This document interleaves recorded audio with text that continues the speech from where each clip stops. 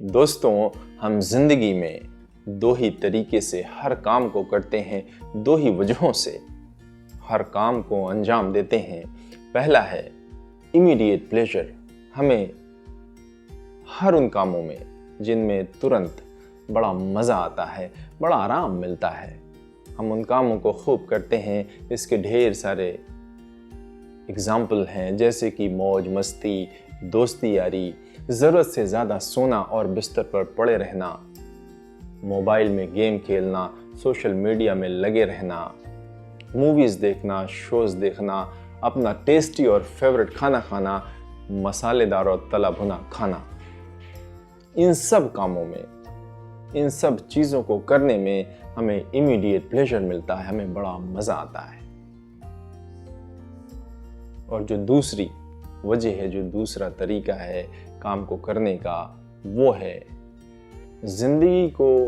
खुशहाल बनाने के लिए, for better life, for successful और हैप्पी लाइफ, हम जिन कामों को करते हैं उनको प्रोडक्टिव वर्क या कंस्ट्रक्टिव वर्क कहा जाता है। और हर प्रोडक्टिव काम को करने के लिए आपको एक सॉलिड रीजन, एक लॉजिक देना पड़ता है, खुद को कन्विंस करना पड़ता है कि आप वो प्रोडक्टिव काम क्यों करना चाहते हैं। जैसे कि कैरियर बनाने के लिए पढ़ाई करना, सेल्फ स्टडी करना, एक बेहतर हेल्थ के लिए, एक अच्छी सेहत के लिए एक्सरसाइज करना, बैलेंस्ड डाइट रखना, या वो चीज़ें जो अच्छी सेहत के लिए नुकसानदेह हैं उनसे रुक जाना। इन सब कामों को करने के लिए आपको सॉलिड रीजन देना पड़ता है, आपको स्ट्रॉन्ग लॉजिक देना पड़ता है, खुद को कन्विंस करने के लिए खुद को कन्विंस करना पड़ता है, वरना जो इमीडिएट प्लेजर है वो आप पर हावी हो जाता है, वो आपको भटका देता है, डिस्ट्रैक्ट कर देता है। और आप ध्यान दीजिए कि जो भी काम इमीडिएट प्लेजर के लिए होते हैं, जिन कामों में हमें बड़ा मज़ा आता है, उनके लिए हमें कोई रीज़न और कोई लॉजिक नहीं देना पड़ता, उनकी तरफ हम खुद खींचे चले जाते हैं। जब भी उससे एसोसिएटेड, उससे मिलता जुलता कोई काम, कोई चीज़ हमको दिखता है, जैसे कि हम गुजर रहे हों, हमारे अंदर ताज़ा समोसा बनने की खुशबू पहुंच जाए, तो हमारा मन उधर भाग जाता है, हम उधर अट्रैक्ट हो जाते हैं। और भले ही समोसा खाने के बाद हमें पछतावा हो, वो बात की बात है। इसी तरह से बहुत सारे काम हैं, ज़्यादा सोना, ज़्यादा मोबाइल देखना, ज़्यादा यारी दोस्ती, ये सब काम आप याद रखिएगा, जितने भी काम आपको इमीडिएट प्लेजर देते हैं वो लंबे समय में, लॉन्ग टर्म के लिए बड़े नुकसानदेह होते हैं, बाद में आपको बड़ा पछतावा और बड़ा दुख देते हैं। इमीडिएट प्लेजर की तरफ अट्रैक्ट होने की वजह ये है कि पास्ट में उन सारी चीज़ों का टेस्ट, उन सारी चीज़ों का मज़ा, उन सारी चीज़ों का प्लेजर हमारे माइंड के मेमोरी में सेव होता है। पास्ट के एक्सपीरियंस की वजह से वो सब सारी चीज़ें हमारे मेमोरी में सेव होती हैं, और जब उससे मिलता जुलता, उससे एसोसिएटेड कुछ होता है तो हम उसकी तरफ भागते हैं, उसकी तरफ खींचे चले जाते हैं, क्योंकि वो मज़ा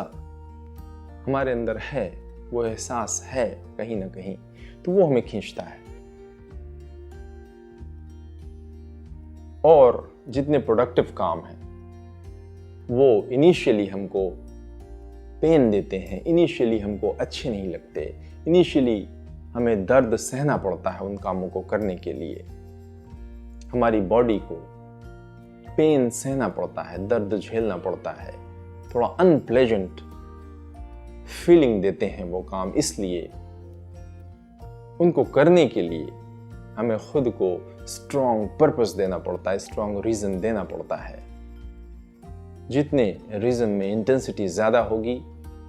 उतना ही चांसेस बढ़ जाएगा उस काम को करने के लिए। चाहे सेल्फ स्टडी आप इसलिए कर रहे हैं कि कहीं फेल ना हो जाए, कहीं आपकी बेइज्जती ना हो जाए, कहीं आपके माँ बाप से आपको डांट ना पड़े, आपकी टीचर से आपको डांट ना पड़े, क्लास में कहीं आपकी टीचर आपकी बेइज्जती ना कर दे, इस वजह से हम पढ़ाई करें। या फिर हमें अच्छे परसेंटेज लाना है इस वजह से, या कि किसी पर्टिकुलर एग्ज़ाम में, कॉम्पिटिटिव एग्ज़ाम में अपीयर होने के लिए कट ऑफ परसेंटेज रिक्वायर्ड है, वो आपको ड्राइव करे, वो आपको मोटिवेट करे। तो हमको कोई ना कोई रीज़न चाहिए होता है वो सेल्फ स्टडी करने के लिए। अगर वो रीज़न स्ट्रॉन्ग और इंटेंसिव नहीं होगा तो जो हमारा ये दूसरा माइंड है, जो माइंड हमें प्लेजर की तरफ लेकर जाता है, वो हमें डिस्ट्रैक्ट करेगा, वो हमें भटका देगा। दोस्तों, अब मैं जो बात बताने जा रहा हूँ उसको बड़े ध्यान से समझिएगा कि जब हम समोसा खाने के लिए जाते हैं, जब एक विचार हमारे अंदर आता है कि चलो यार समोसा खाते हैं, बड़ा मज़ा आएगा, उसी वक्त दूसरा ख्याल भी, दूसरी सोच भी हमारे अंदर ओरिजिनेट होती है, पैदा होती है कि नहीं, समोसा मत खाओ, इससे आपका वजन बढ़ेगा, आपकी सेहत खराब होगी। पर हम जो पहली वाली आवाज़ है, क्योंकि वो ज़्यादा मजबूत है, ज़्यादा स्ट्रांग है, क्योंकि हमने उसको हमेशा ज़्यादा तवज्जो दी है, ज़्यादा इम्पोर्टेंस दी है, उसकी बात ज़्यादा मानी है, इसलिए वो ज़्यादा स्ट्रांग होती है। और हम दूसरी वाली आवाज़ जो हमें रोकना चाहती है उसको नज़रअंदाज करके, अनसुना करके आगे बढ़ जाते हैं, समोसा खा लेते हैं। इसी तरह से और सारे काम, जैसे मोबाइल का देखना, कहीं ना कहीं एक आवाज़ आती है कि नहीं यार मोबाइल मत देखो, ज़्यादा हो रहा है, रखो, चलो पढ़ो। लेकिन हम उस इमीडिएट प्लेजर की वजह से और उसकी वो जो सोच होती है उसको हमने इतना बढ़ावा दिया होता है कि वो हम पर हावी रहती है और हम उस इमीडिएट प्लेजर वाले काम को कर गुजरते हैं। भले ही दूसरी वाली आवाज़, दूसरी वाली सोच आपके अंदर आती रहती हो कि बस करो, मत करो, नुकसानदेह है, पर हम उसको दबा देते हैं, अनसुना कर देते हैं और बाद में पछतावा होता है। और बाद में वो जो दूसरी वाली आवाज़ जो दबी रहती है वो आपको एहसास दिलाती है जब रिजल्ट